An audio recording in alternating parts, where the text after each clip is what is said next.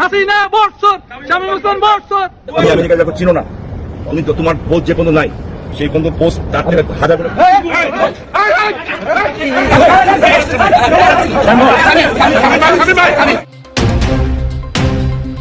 নারায়ণগঞ্জ ৪ আসনের এমপি শামীম ওসমানের আমেরিকার ভিসা বাতিল হয়েছে। সম্প্রতি এমন গুঞ্জনের মধ্যেই সে দেশে গেছেন তিনি। আসসালামু আলাইকুম সুপ্রিয় দর্শক বন্ধুরা, হঠাৎ করে আমেরিকার রাস্তায় নারায়ণগঞ্জ ৪ আসনের সংসদ সদস্য এমপি শামীম ওসমানকে ব্যাপক লাঞ্ছিত করেছে প্রবাসী কিছু বিএনপি নেতাকর্মীরা। দর্শক বন্ধুরা, আপনারা সকলে জানেন বর্তমান সময়ে বাংলাদেশের রাজনীতিকে কেন্দ্র করে ব্যাপক অস্থিরতা সৃষ্টি হয়েছে। আর সেই ধারাবাহিকতায় এবার আমেরিকায় গিয়েছিলেন শামীম ওসমান।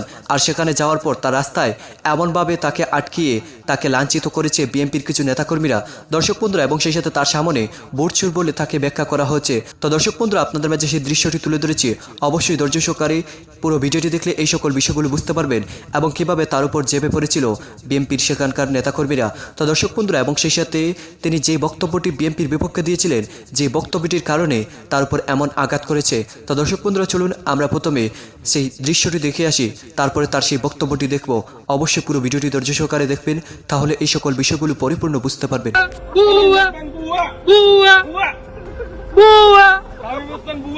বর্ষর বর্ষর বর্ষর বর্ষর বর্ষর বর্ষর বর্ষর বর্ষর, হাসিনা বর্ষর, শামীম ওসমান বর্ষর। বুয়া বুয়া বুয়া বর্গা শামীম, বর্গা শামীম, শামীম ওসমান বুয়া বুয়া বুয়া শামীম স্বাধীনতা বুয়া বুয়া বুয়া বুয়া বুয়া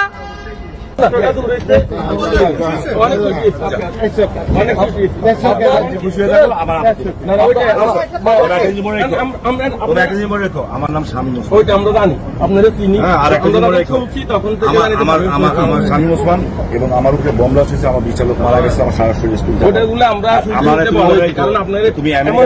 তুমি আমেরিকা থেকে মনে করো না যে আমেরিকা শহর তোমার।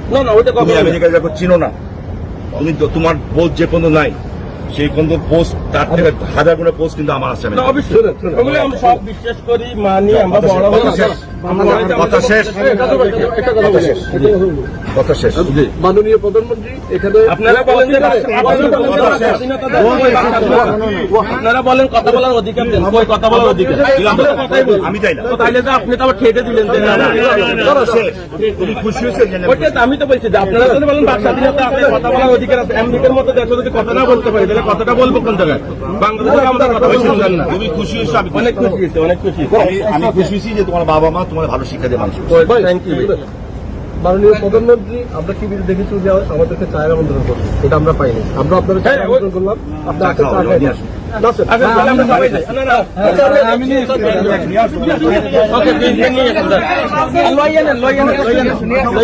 মাননীয় প্রধানমন্ত্রী জীবিত বলছে, কিন্তু আমরা আমরা বললাম আমি তোমার একটা মানুষ এখানে ছাড়াও আপনার বক্তব্য হবে, কিন্তু সারা বিশ্বে একটা ডায়লগ চলে গেল হবে। আমি একটা জিনিস শিক্ষা দিই সবাইকে, প্রত্যেকটা টকশোতে একটা কথা বলি যে বাপকে দায়িত্ব পালন করি। অবশ্যই অবশ্যই। এমন কোন কর্ম করবো না বাবা যেটাতে তোমার বাপ মার নাম নষ্ট হবে না, আমরা কখনোই বিএনপি করো।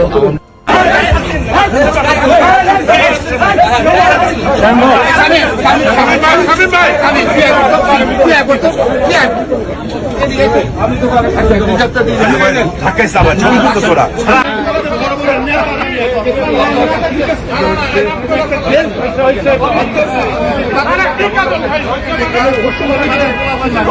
আমাদের নেতারা এরকম অপমান বলতে চাই কি বুঝি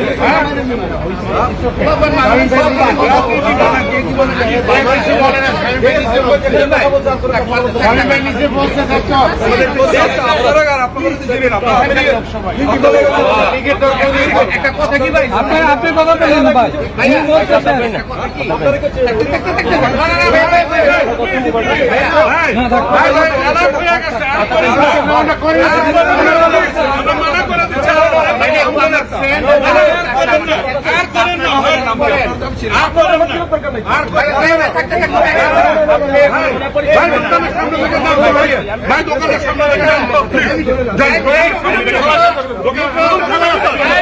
আমার ব্যবসা প্রবলেম হচ্ছে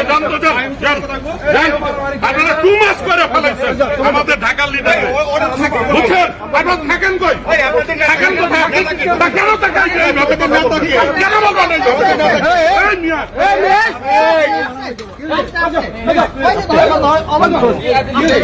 না না না কেন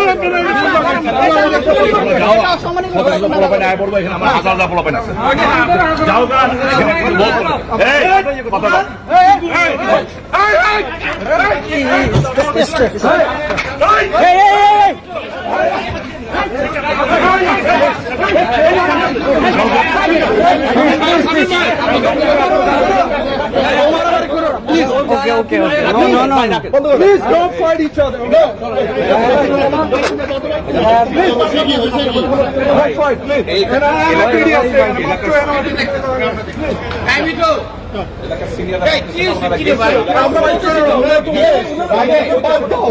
আমি আল্লাহর নামে চ্যালেঞ্জ করে বলে যাচ্ছি আজ কাসরের নামাজের সময় ইনশাআল্লাহ কসম খেয়ে বলছি আল্লাহর নামে বিএনপি বাংলাদেশের ক্ষমতায় আসবে না।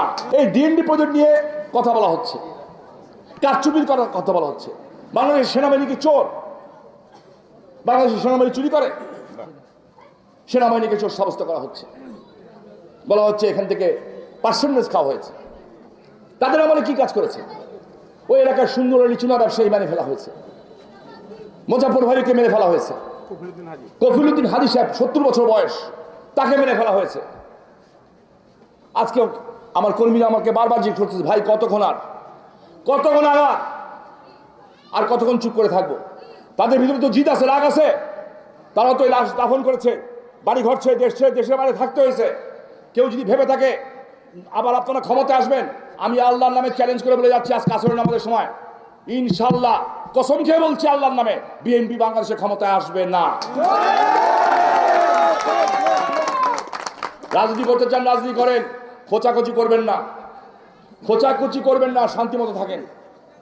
আপনার রাজনীতি আপনি করেন, জনগণের কাছে যান, জনগণ গ্রহণ করলে আমাদের কোনো আপত্তি নাই। খোঁচাখুচি করে কথা বলবেন, পারপাস সাফ করবেন। তো ফতুল্লাহ এলাকাকে সিটি কর্পোরেশন নিয়ে যাওয়া হবে। আরে ফতুল্লাহ এলাকায় যেই কাজ হয়েছে সেই কাজ বাংলাদেশের খুব কম এলাকায় হয়েছে। এরপরে আমি 150 কোটি টাকা আনছি। এই যে এই 150 কোটি টাকা এই খারাপ অবস্থার মধ্যে 150 কোটি টাকা আনা হয়েছে এবং এই প্রজেক্টের জন্য আলাদা করে 5 কোটি টাকা রাখা হয়েছে। এই আগামী 1.5 মাসের মধ্যেই টেন্ডার হয়ে যাবে, 1 মাসের মধ্যে, যেটা আমার এই বড় ভাই বলছেন। এটার সাথে ওই টাকা দিয়ে হবে না, আরও টাকা যোগ করতে হবে। যে এই ধরনের কথাবার্তা বলতেছেন জাতির পিতার কন্যারে নিয়া, বয়স কিন্তু বাড়ছে, আমাদের কলিজা কিন্তু ছোট হয় নাই। মা বইলা গৌ কর সুযোগ পাবেন না কিন্তু বলে দিলাম। বলেন, যারা মার্কিন যুক্তরাষ্ট্র এবং বাংলাদেশের এই বিষয়গুলি নিয়ে এই ধরনের অপপ্রচার চালায় তারা বাংলাদেশের বন্ধু না, দুশ্মন। কারণ তাদেরকে মনে রাখতে হবে যে মার্কিন যুক্তরাষ্ট্র একটি গণতান্ত্রিক দেশ, বাংলাদেশও একটি গণতান্ত্রিক দেশ।